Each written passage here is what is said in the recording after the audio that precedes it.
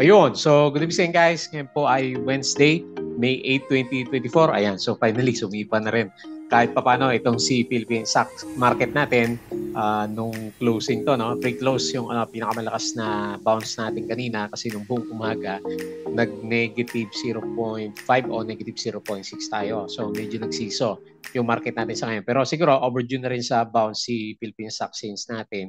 Kasi nga, ilang araw na rin na diretsong pababa yung markets po natin. Tapos wala namang masyadong negative news na naririnig tayo maliban din sa yung water cannon dun sa South China Sea natin. So, very good. Yung close natin sa ngayon, maraming gumalaw. Karamihan sa kanila is mga property naman natin. So, nag-up po siya ng 0.61%. So, nag-close tayo at magre-retest ulit tayo. Tingnan natin kung resistance talaga yung yung MA100, 6,659.18 naman. So malit lang yung net foreign sale nung umaga. Medyo malaki siya o bago mag-pre-close, umabot pa yata to ng additional na 200, 300 million yung napapansin ko sa kanya is binalik naman siya. So medyo nag-buy back yung mga foreigners natin. So negative 9.45 million pero hindi pa rin siya net foreign buy. Ayan. So ito po yung ating mga trending stock. So eto si Bill, oh, talagang panalo sa galawan itong si Bell natin kasi nag-up siya ng additional na 12.78%. So more than 20% si Bell natin in just 2 days naman. Tapos, pero meron siya negative 2.10 million net foreign sell dito sa market. Tapos si Plus natin, nag-double tap na siya. No? Medyo pagod na si Plus siguro. Negative 4.63%. And then meron siya, pero malakas yung net foreign buy niya. Meron siya 20.45 million na net foreign buy dito sa market. Tapos, yung panalo dito sa galawan natin sa ngayon, maliban dito kay Bell, syempre, is yung dalawang properties natin, si SMPH at saka si Ali. Di ba nagulat tayo last time dito kay SMPH, nag-drop ng more than 4% pagkatapos niya magkaroon ng 1% na dividends. Ayan, panalo sila kasi bumalik siya plus meron kang 1% na dividends. So congrats doon sa mga sumalo sa X-date nito si SMPH. So nag-up siya ngayon, nag-upsurge siya ng 7.12%. So wala naman ako nakitang, meron ba tayong good news sa kanya? Maliban sa earnings, okay naman yung earnings nito. So, kagaya nitong si Ali natin, di ba, okay din naman yung earnings niya. So, nag-up naman siya ng 4.91%. So, medyo battered lang siguro talaga yung ating property stocks. Kaya, malakas po yung bounce for today's trading natin. Tapos, pero itong si Ali, net foreign sell siya, negative 30.3 million. RCI, nag-trending ulit siya pero nag-drop din siya ng negative 4.63%. So sabi is, ito ba yung sinasabi, si Bill yata yun? Or rather si RCI, no? O si Plus. Yung sell on news na sinasabi doon sa Investa. So RCI is negative 4.63%. Meron siyang 201 net foreign sell. And lastly, itong si SPNEC natin. So nag-pullback siya, negative 2.61%. And then meron siyang 27K net foreign buy sa market naman natin. So kulang siguro ang tagatulak si SPNEC natin. So medyo tumahimik yung ating libis na stocks pero nandito pa rin sila, di ba? RCI, SPNEC. So ewan ko ano nangyari kay ABS-CBN. So mamaya silipin natin yung galawan naman niya. Okay? So big day para sa mga blue chips, especially dito sa property holders naman natin. Ayan, so disclaimer guys, as usual, yung ating mga video is for education purposes lang po yan. So wag mong gagamitin to as a reason para mag-buy, sell, or hold ng stocks. Meron po kasing risk na involved dito sa market. Due diligence na lang po kung ano yung stocks yung gusto mong bilhin naman. Okay? So double check mo na lang po yan.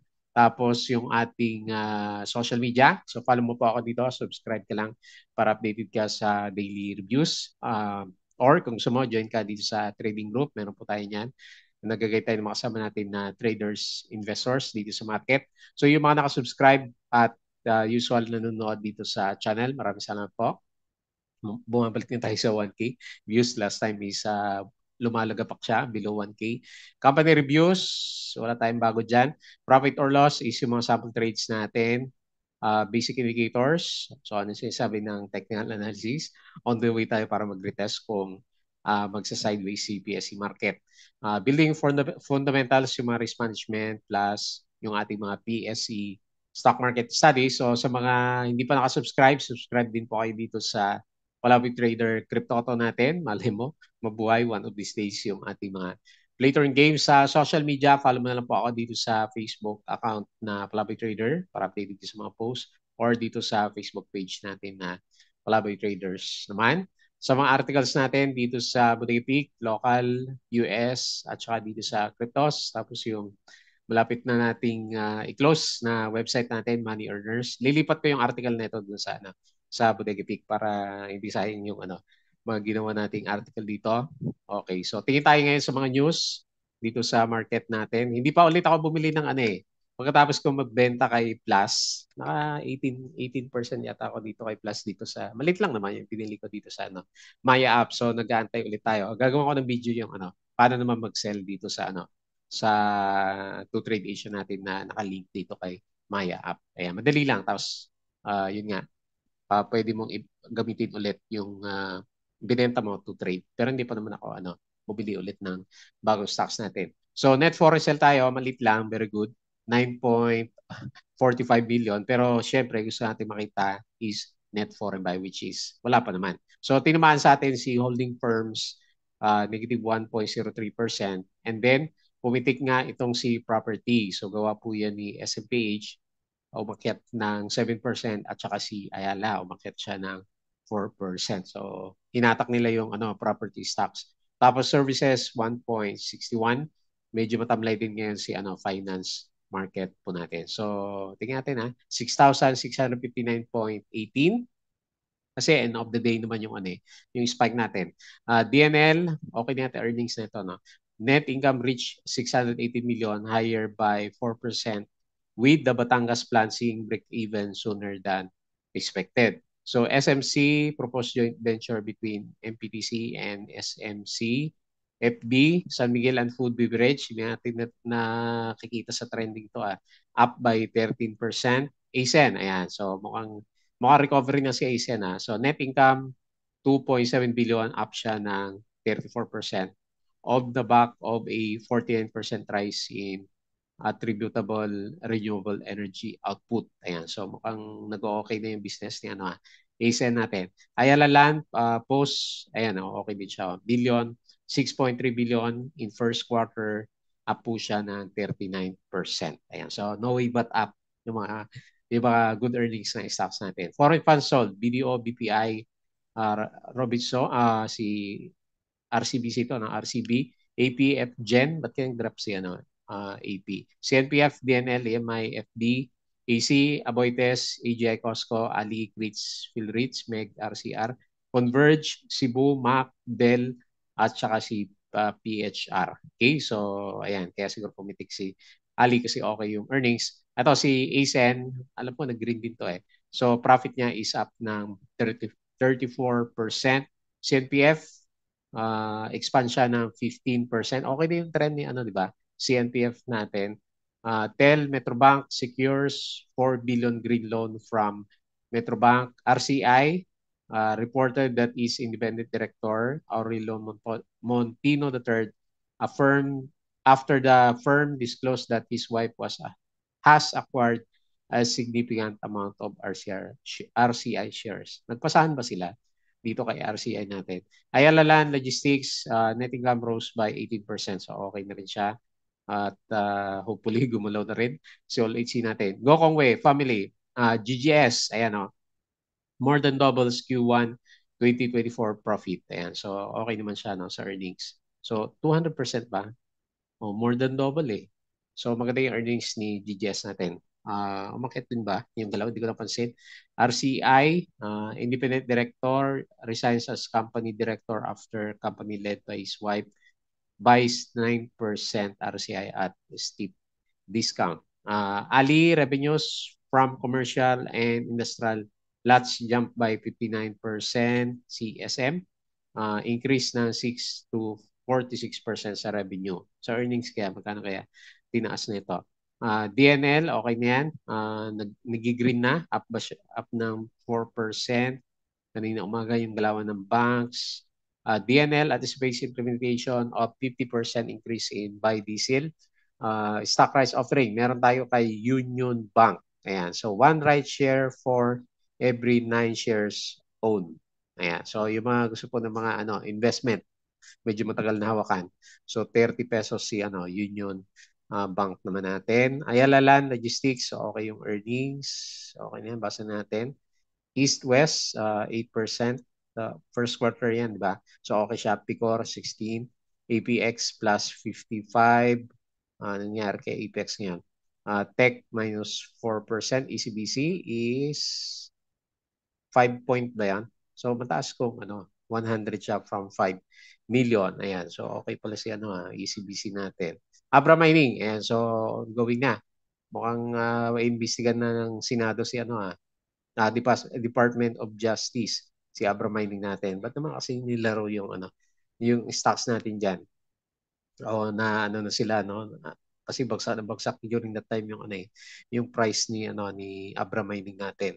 So PLDT, and then yung galawan sa US market is sideways lang naman kagabi. Ayan. So okay, so medyo bumawi ng konti. Pero yung natin, no, representative dito sa US drop din siya na negative 0.54%. So the rest, yung mga galawan kahapon yata itong mga na-post natin na to. Okay? So yun lang muna. Wala naman negative news. Wala na tayong nabasa sa South China Sea. So baka ngayon yung nagkukos ng pessimism sa market. Kasi okay naman yung galaw ng US eh. Tapos sa European markets, nakita natin ngayon is medyo verde ulit yung kanilang galawan naman. Okay? So guys, yung ating Patreon channel. So tama-tama, first week pa lang naman ng May. Yung mga gusto po ng guide sa trading or investing sa Philippine market, sali lang po kayo dito sa Patreon channel natin. Okay? So maganda review ngayon si Philippine Stock Exchange natin. Finally nag-bounce siya after 1, 2, 3, 4, 5. 5 trading days na hirap siya. So bumagsak pa nga tayo kanina umaga, nag-drop tayo ng up to 0.6%. And then end of the day, yung galawan na nakita natin sa ngayon. Pero nonetheless, okay pa rin naman kasi walang masyadong net foreign sale. Konti lang siya, negative 9.45 million, di ba? So konti lang siya.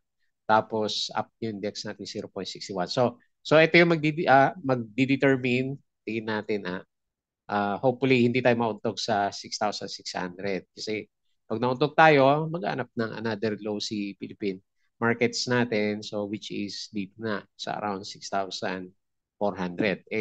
Potential kasi wala kasi tayong net foreign buy dito sa market. Okay? So RSI is lumalaban siya. So papalik na nga. Bukas siguro maganda tignan to. And then hopefully okay naman yung Friday natin. Okay yung RSI. And okay din yung galawan ng MACD formation naman natin. Okay? So pinaka-movers nga natin si SMPH 7% at saka si Ali 4.91%. So the rest, Manila Water, si ASEAN 0.48 lang pala. PLDT 1.33, GGS, ayan. So ito yung double earnings, diba? 3.8%. So nag-up din siya. Pure Gold, 1%. SEC, nag-up din pala. Monday 0.18, JT Cap 0.31 at saka si Wilcon 2.94. So ang bumagsak is si SM. Ba't bumagsak si SM natin? Negative 2.8%. BDO 1.42. Okay, so wala masyadong aggressive. Ito lang. Si Avoites Power natin. Medyo aggressive yung drop niya ngayon dito sa price action naman natin. Okay, so yun po yung mga major players. Dito naman tayo sa movers. Yung mga gumalaw, si Bell. Okay, so na-breakout niya yung usapan natin kahapon, no? 2.48. Okay, congrats po. Tapos sino pa? PNX. Wala namang volume to. Si SMPH, yan nga, 7%. Si Baita, nabubuhay si Baita 4 na trades, 26K. Konti lang yung volume niya. Si Kep, 1.34 million and then nag-up na siya ng 5%. CPG, wala nang volume CPG natin. ANI, may volume siya 2.85 million, 5% up May rin napapansin si ANI at saka si Grid ulit. PHR, medyo nag-bounce 4%, GGS 3.8, Balay, wala masyadong trade si Balay, no? Pero umakyat yung price niya. 3.41. Okay? So, the rest, maraming verde puro 2% tong nakita natin.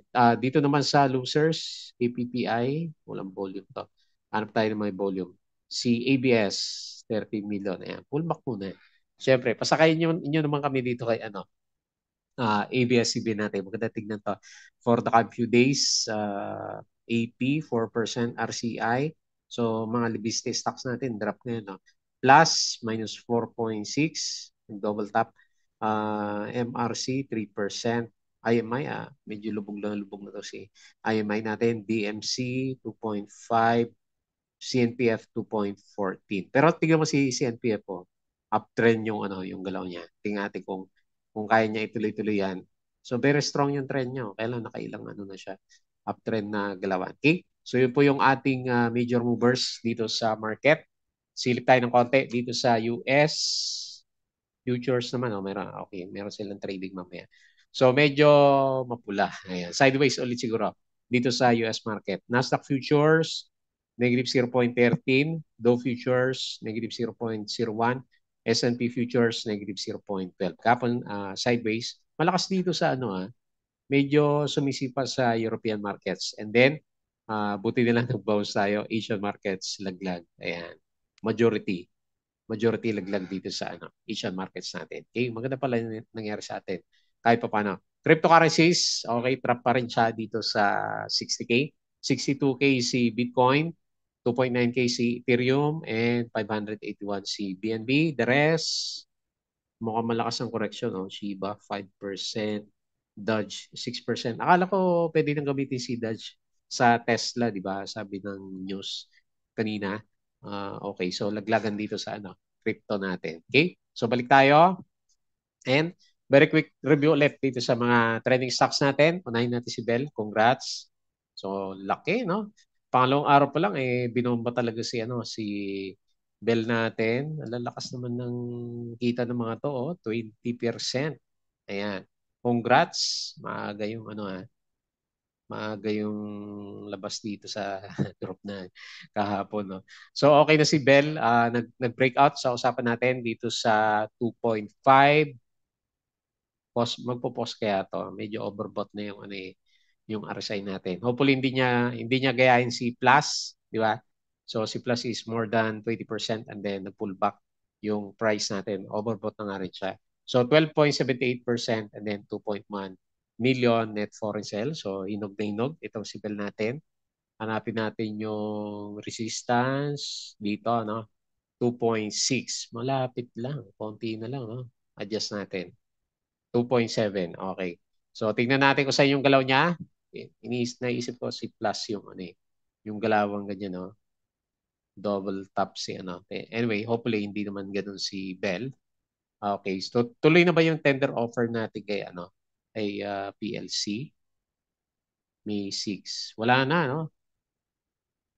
Meron ba siya? May 8. Wala na, no? Naka-stop na si PLC natin. Okay, so siguro yun yung catalyst nitong si Bell natin. Ano ba itong mga news ko dito? DG Plus. Nakakalimutan ko minsan i-discuss to, SMPH and SPNEC. Okay, so balik tayo dito. Or pwede rin siguro, tingnan natin kung meron siyang Fibonacci. Ay, hindi pa pwede ang Fibonacci kasi hindi pa naman siya nagre-retrace. Ito, extended. Pin din itong siya natin. Sakto, no? Mali pala yung mga levels natin. Support, 2.41. Resistance ngayon. Tapos, ano ba yung yeah, may ano pa siyang parabolic. Okay, tanggalin ko muna. Yan na lang muna, 2.7. So, sakto dun sa sa trend-based Fibonacci natin yung galaw ni Bell.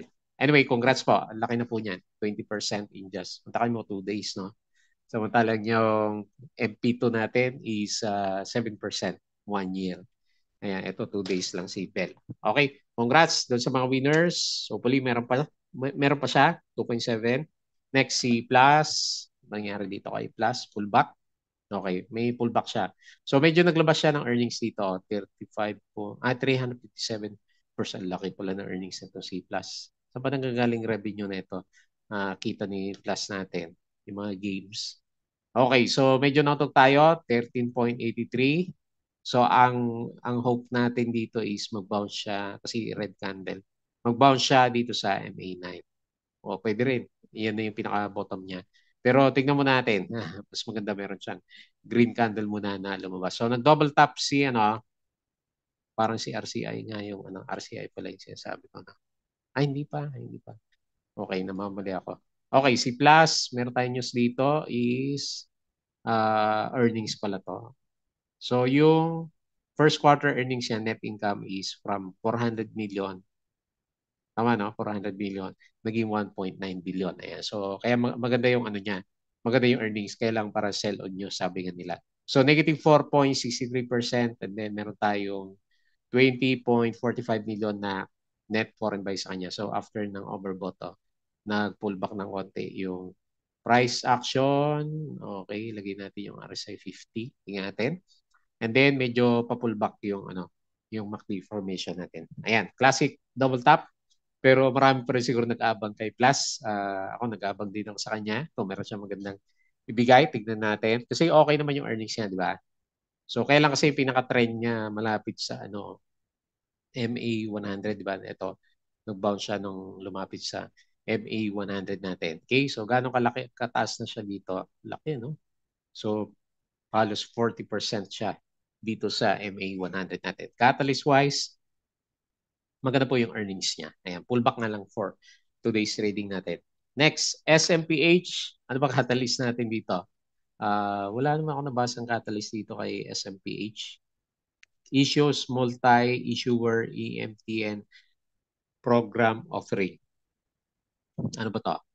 Okay, so hindi ko pa nabasa kung ano yung program na yan eh. Pero anyway, nag-bounce si SMPH after na i-drop siya ng 4%. Kasi 1% lang yung dividends, pero drop siya ng 4%. And nag-jump siya sa opening and then bumalik ng konti. Pero hindi pa siya out of the woods, sabihin natin, kasi yung price action natin sa kanya, medyo kulong tayo dito sa MA9. Ayan. So interesting kasi kung mag-breakout dyan sa 27.85. Ayan. So finally, yung ating RSI is nagkaroon siya ng double bottom dito sa batang baba. Tignan natin kung aabot tayo dito sa RSI 50 for the coming few days since na umpisan mag-bounce nitong si SMPH. Earning-wise, okay naman siya, di ba? First quarter, alam ko okay siya. And then annual is 32%.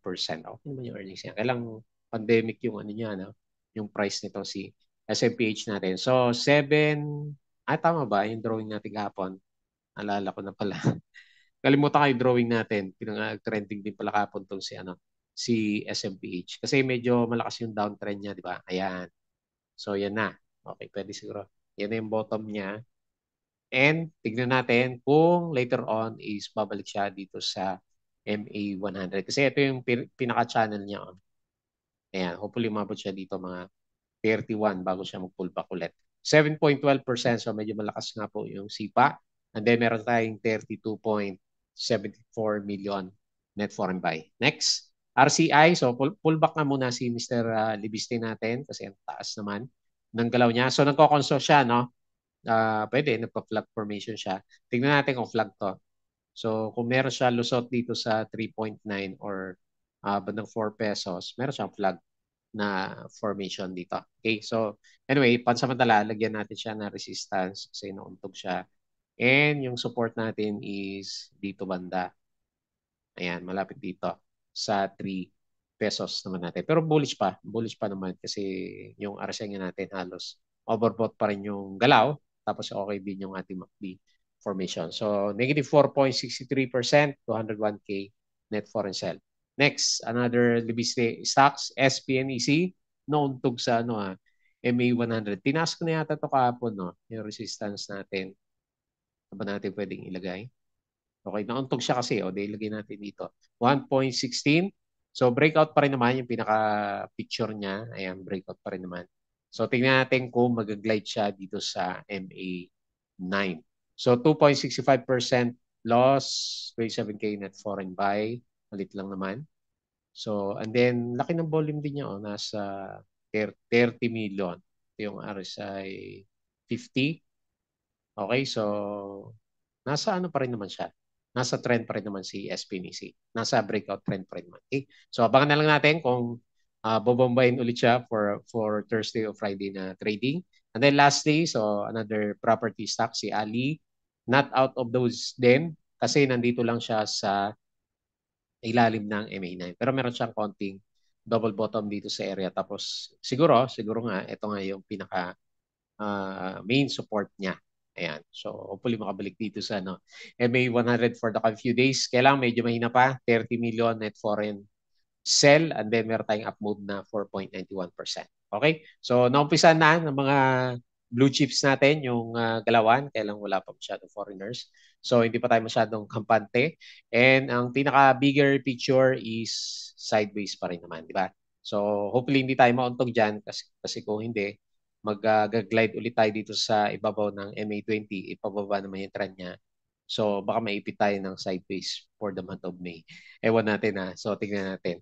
Kasi wala namang foreign buying as of this time. Okay? So yun lang muna yung ating review for today. As usual, bago tayo mag-close, please don't forget to subscribe dito po sa channel. Join sa group. Crypto ko to. Follow mo na lang. Facebook account, Facebook page, Bodega Peak, Money Earners, Twitter, and Patreon, yung mga gusto ng guide po sa trading sa markets Philippine. Sali lang po kayo dito sa Patreon channel natin. Okay? So yun lang. Maraming salamat. Kita po ulit tayo bukas.